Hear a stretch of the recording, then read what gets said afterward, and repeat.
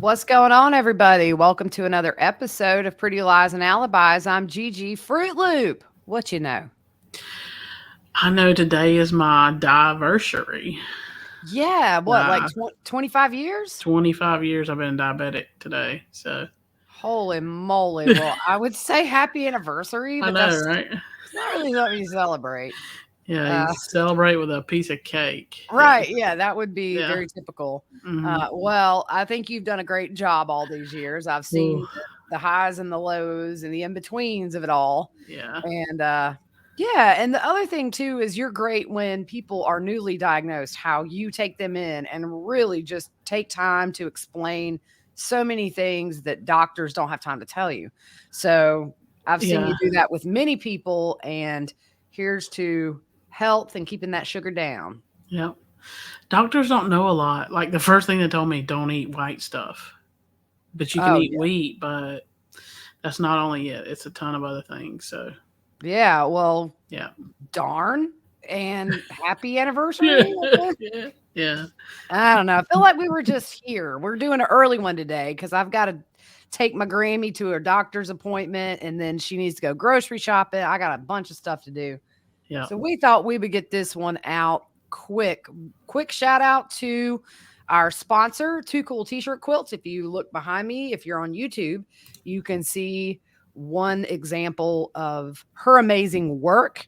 So go to twocooltshirtquilts.com/pretty lies and alibis. What can they do, Fruit Loop? They can take your t-shirts and make them into a quilt that is too cool. There you go. And not just t-shirts, all kinds of stuff. So go check it out. Yep. We want to give a big thank you to Dorothy and Karen for the PayPal donation. They actually live pretty close to us. So I told her the next time I'm up in that area, I will give her a shout and we need to go have coffee. Yeah. Thanks, Dorothy and Karen. Yeah, they're sisters. So it's really Cool. cool. They listen together. So we are doing a year in review this week of all of the big cases that we've been covering all year. And we definitely are not claiming this is every single thing that happened in these cases, but we're trying to hit the important parts just to kind of sum everything up. Before we get started with Gabby Petito and Brian Laundrie, we just want to say if someone you know or yourself is in an abusive relationship, there's help. Call 1-800-799-SAFE. That's 1-800-799-7233. Or text START, START, to 88788. And if, don't be quiet if you suspect somebody you know and love is in an abusive relationship. They don't get better, they Yep. get worse. And Yep. over time, we have seen all too often the end result of these cases. So value your life and those around you that love you and get out. So we're going to jump right in. And just to give a little bit of a background on them, Gabby and Brian, they were originally from Blue Point, New York, where they were high school classmates. And after they graduated, Brian and Gabby moved to Northport, Florida, which is where Brian's parents moved to. And Gabby's dad moved to Florida to be closer to her. So in some interviews after Gabby was reported missing, her mom said it wasn't uncommon to not hear from Gabby for a day or two when she was traveling. Because as we know, when you're in the mountains or in these certain areas, you got no cell reception. So at first, she really wasn't super worried that she hadn't heard from Gabby.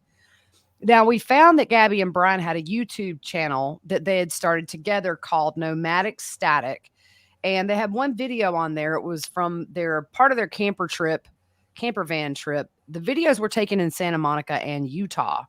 And, I remember going and watching that video right when we heard that she was missing. And it looked like a lot of the usual camper van videos you see from people. It's just really a super cute video. And you really couldn't tell on the surface, as in most abusive relationships, what was going on behind the scenes. Yeah. There's a couple of videos. I watched a couple of specials, and it looks like she had been crying, but you never know. She just could have woke up, but it looked like Right. she'd been crying a little bit. So Yeah. you don't know what was going on. And the thing too, I think after you know what happened, it's easy to go back and Hmm. re-see things with a new eye. And especially with the police body cam video from when they were pulled over. Yep. you really do see things you didn't see the first go round. So on July 2nd, 2020, Gabby announced her engagement to Brian on their Instagram. And on December, or I'm sorry, in December of 2020, on Instagram again, Gabby said they had actually purchased what they called a garden on wheels. And this was the van she was last seen in. It was a 2012 Ford Transit van. And they had some videos on their social media of them modifying that van in preparation for this big road trip. It was really cool on the inside. Yeah, Like, it was well, nice. you see the videos where it's put together and it's super cute and you could almost put it in a magazine. It looks so perfect, but I'll never forget that body cam footage you see in the back of that van. Everything was thrown around. Now I know when you're in transit things can happen, but not to that degree. It Mm-mm. looked really disheveled, just And her mom said she liked things in order. right. Yeah. So on July 2nd of this year, Gabby and Brian leave Blue Point, New York, planning on a 4-month cross-country trip. The Petito family attorney said they had been engaged but postponed wedding plans because of COVID. So this trip was sort of in place of their wedding.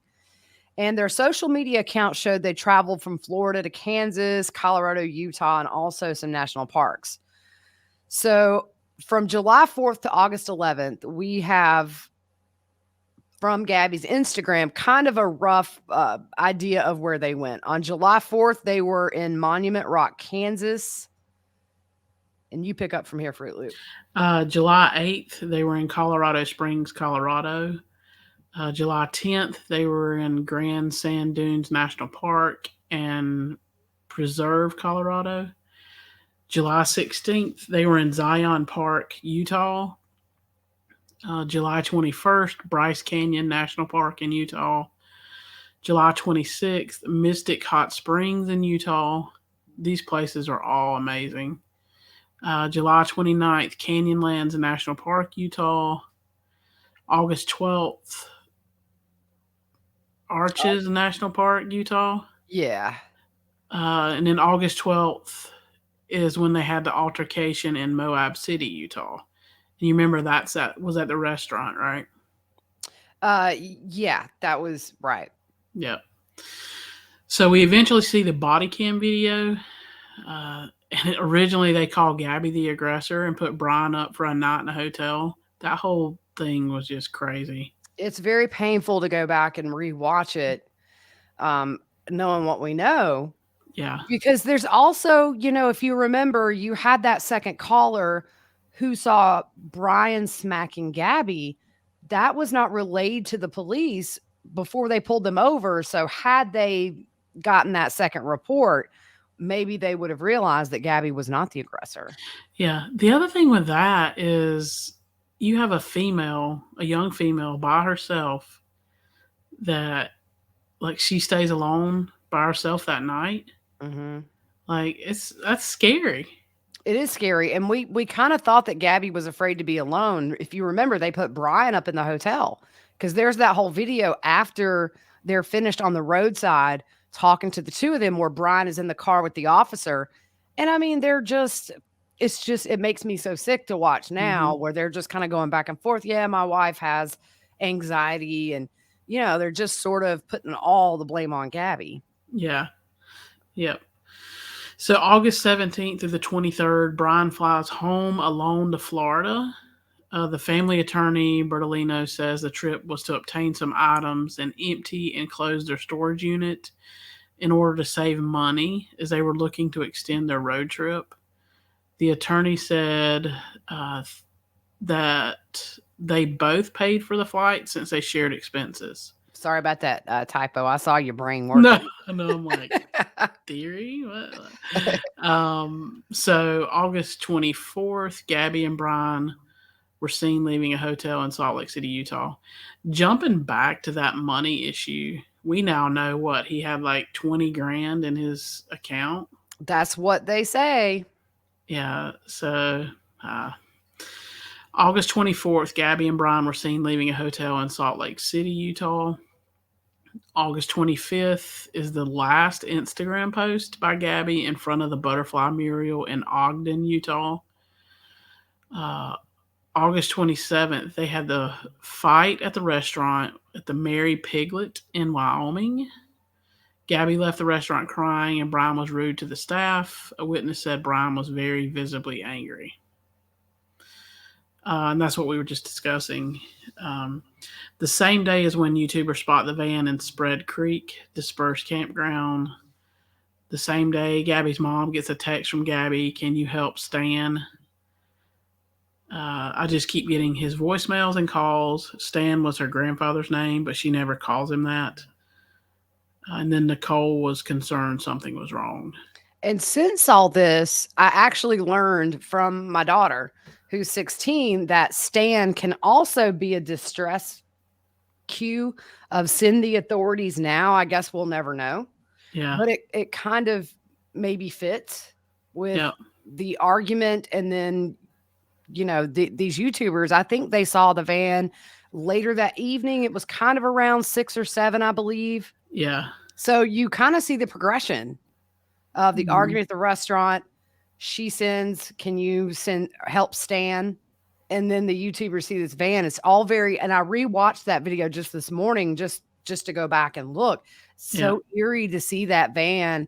And then you see that flip flop right behind that back door on the ground. And at this point what has happened. Yeah. Yeah. So August 29th, a woman says she picked a hitchhiking Brian up. And that's scary. I bet that couple's like, we dodged something here. Yeah, and if you remember, he kind of freaked out when he found out where they were going, which was, I think, Jackson Hole, Wyoming. Mm-hmm. It was too far away, I think. I think really this was maybe to establish some kind of an alibi or something. Yeah. I really do think that, but yeah, that's kind of all we know about it. Yeah. August 30th, Gabby's mom gets the last text from Gabby's phone. No service in Yosemite. And we know this was from Brian. Yep. September 1st, Brian returns to Northport in the van. The van is caught on camera. Brian and his parents visit his sister at her house. They're driving the Mustang. During all this, I mean, Gabby's family reached out to them and they had no response. None. Which is odd because at one point, Gabby's mom said that Roberta Laundrie seemed to love Gabby like a daughter. So for me, I'm always going to think they knew he killed her. I think he came home and told them what he did. And these few days were just like a panic mode of what are we going to do? Because otherwise, why would you not answer the phone when somebody lives with you? And you know what I'm saying? It just doesn't, there's no reason they wouldn't talk to them. No. So September the 4th, Brian gets a phone from AT&T. Witnesses say he was in the store with an older woman who I assume is his mom. And he left the phone at home when he went to the Carlton Reserve for good. So on December 6th through the 8th, Brian and his parents stayed at the Fort DeSoto campground. You mean September? What did I say? December. Oh, Lord. No, that's all right. It's been a long December.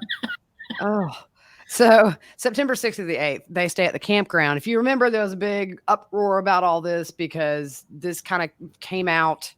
It was shocking to everybody that they had been camping when Gabby was missing.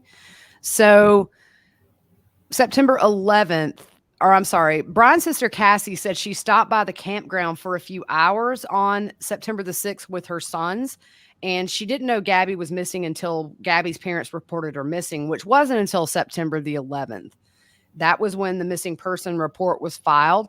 And police in Florida knocked on the Laundrie's door, and all they did was hand them a card for their lawyer, which speaks volumes. Oh, yeah, exactly. But the thing is, Gabby's mom reached out to them and said, "Have you heard from the kids?"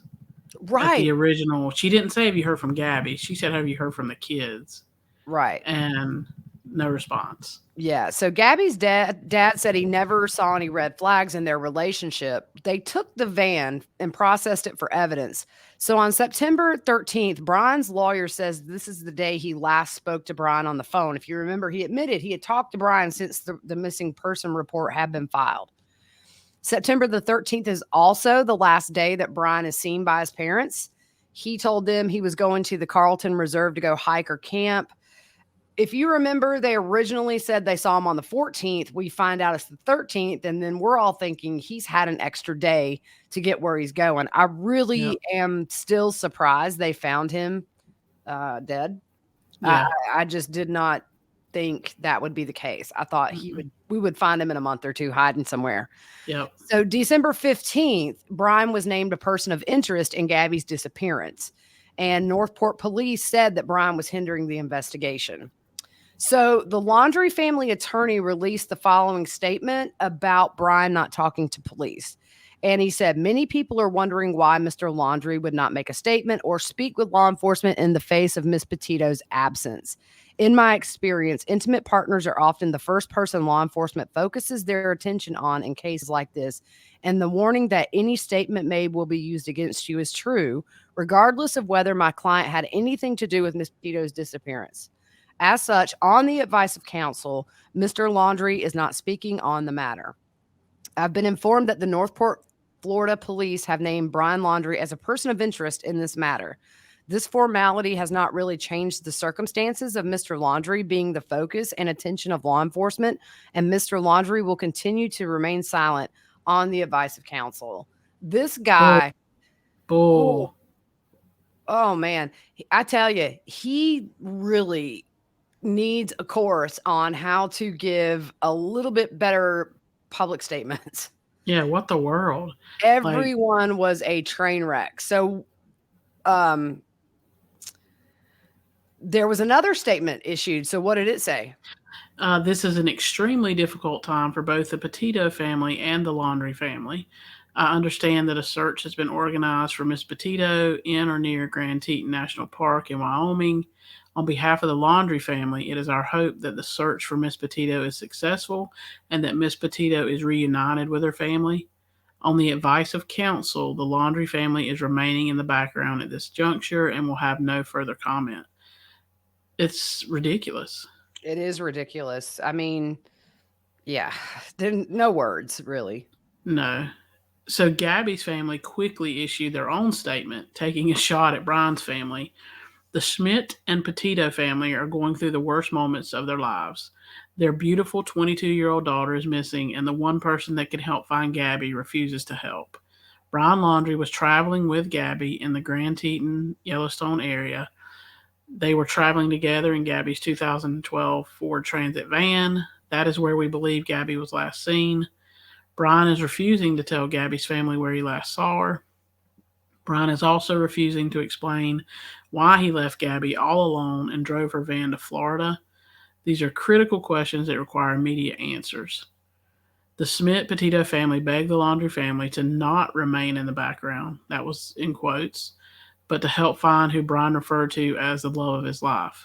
How does Brian stay in the background when he is the one person that knows where Gabby's located? And that was from the Smith Petito family. They implore Brian to come forward and at least tell us if we're looking in the right area. Yeah, and I totally feel that. I get their frustration, and if there's nothing to hide, I mean, if you think about it, had Brian come home and said, "Look, we had a huge fight. We decided it's over.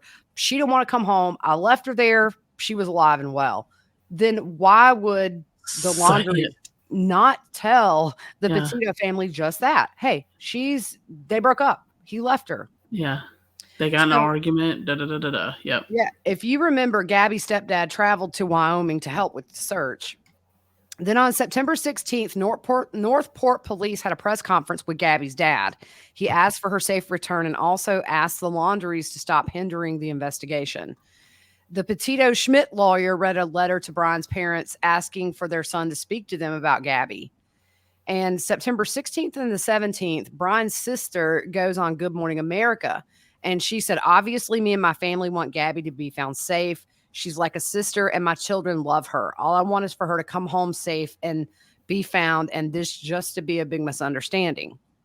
So, September 17th, authorities in Utah announced there is no connection with the double murders of Crystal Turner and Kylan, I think it's Schulte.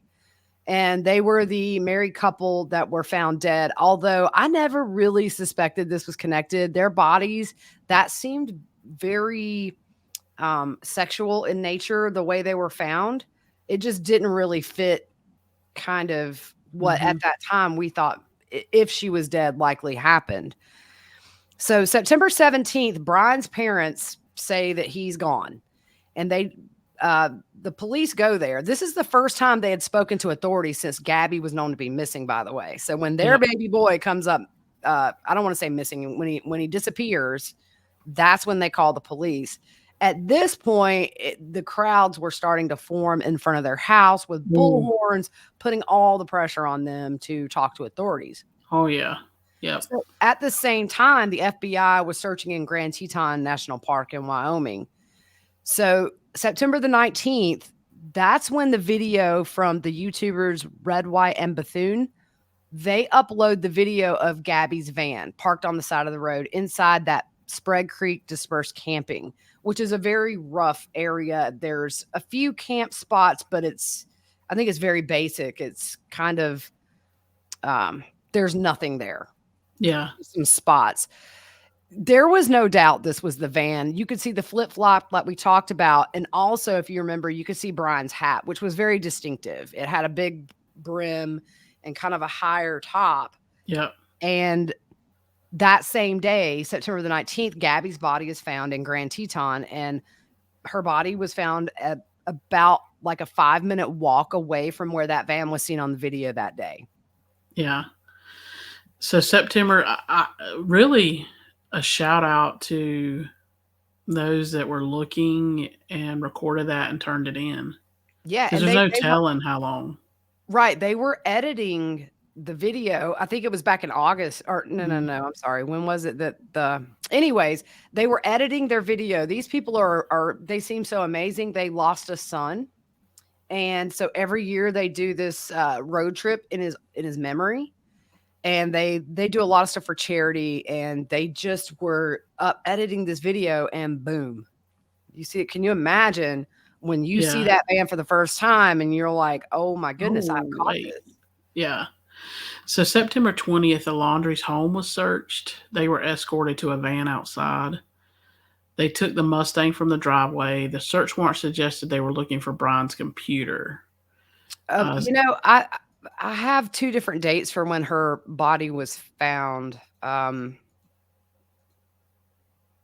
not sure which one it is.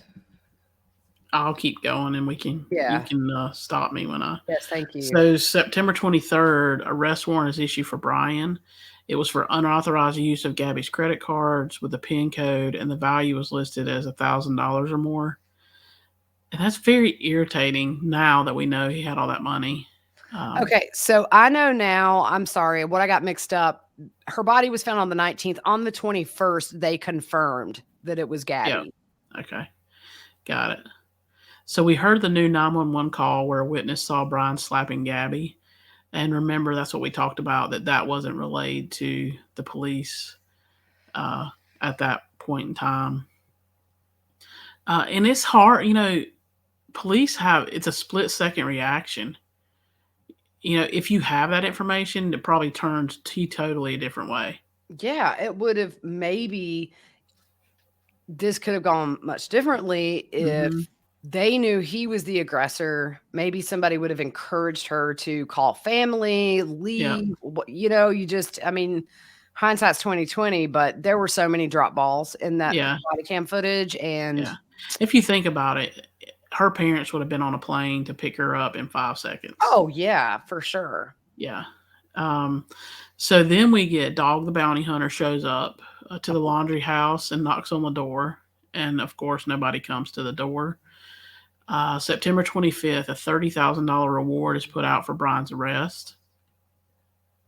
September 27th, Brian's parents released a statement that said, Chris and Roberta Laundrie do not know where Brian is. They're concerned about Brian and hope the FBI can locate him. The speculation by the public and some in the press that the parents assisted Brian in leaving the family home or in avoiding arrest on a warrant that was issued for Brian had already been missing for several days is just wrong. Here again, that's the same mumbo jumbo. Mhm. Like you said a minute ago, I mean, when Gabby was missing, they were nowhere to be found. Right. So October 8th, Chris Laundrie assists in the search for Brian at the Carlson Reserve for about 3.5 hours. Gabby's parents are on Dr. Phil. Gabby's stepdad, Joe Schmidt, says they initially thought Brian was missing along with Gabby in the beginning. Brian's sister comes outside and talks to protesters who have gathered outside her home. When asked if she thought her brother killed Gabby, she said she didn't know. She said there was nothing odd at the campground when she visited Brian and his parents.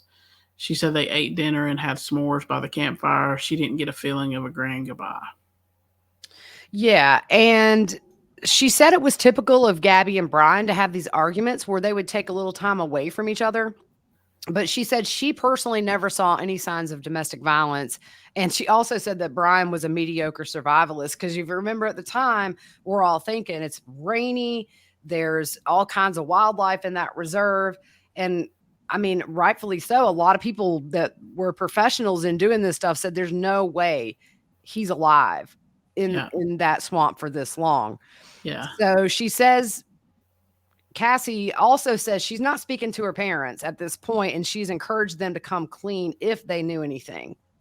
So October 12th, the coroner says the manner of death was strangulation and estimated she had been murdered 3 to 4 weeks prior. Now we jump to October 20th, where partial human remains are found in the Macahachie Creek Environmental Park. Brian's parents were assisting in the search that day, and on the news, when we saw that white crime scene tent go up, we knew that was it. Yep, because it was the same way with Tylee and JJ when they found them. When that tent goes up, they have found something they're protecting. Yep. So the remains were actually not too far from where the Mustang was parked, and the FBI Tampa said they found a backpack and a notebook near the remains that until recently that area had been underwater and they weren't able to search. And I remember Brian Enton was down there right at that area, and a few days before they found the remains, he did say that the area was unsearchable. I do get a lot of the conspiracy theories about, well, his parents go in and immediately find him. How is that stuff still there if it's underwater? I don't know, guys. But we don't do conspiracy theories, but I feel you on that. Yeah. So Brian's dad, Chris, found the bag with some of Brian's personal belongings, and officers found the backpack on the other side of the trail. That's where they saw the partial remains.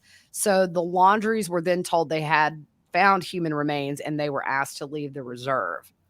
So on October 21st, investigators were seen going into the Laundrie house to give the death notification after the remains were confirmed to be Brian. And at the time, officials say the notebook is being dried out and it could be salvageable. We still haven't heard anything about that notebook. No, not a word. That's kind of the only loose end, I think, with this case that we're waiting on. Yeah. Brian's remains were sent to an anthropologist to see if a cause of death could be determined. November 23rd, they announced the cause of death is a gunshot wound to the head, and they determined the manner of death to be suicide. So after all this, Gabby's parents have established the Gabby Petito Foundation, which helps find missing people and helps victims of domestic violence. And her dad is very active on Twitter, tweeting out missing person cases almost daily. I think that sometimes in these horrible tragedies, you know, if you can find a sense of purpose in that person's honor, then, you know, not much good can come from these things. But maybe one day somebody's life will not end in a tragic way because of what they're doing. So hats off to them. Yeah. I think it's just amazing how the 4 parents, you know, as Gabby's dad said, she has 4 parents, how they've supported each other and have really walked this road together. It's an example of how co-parenting should be.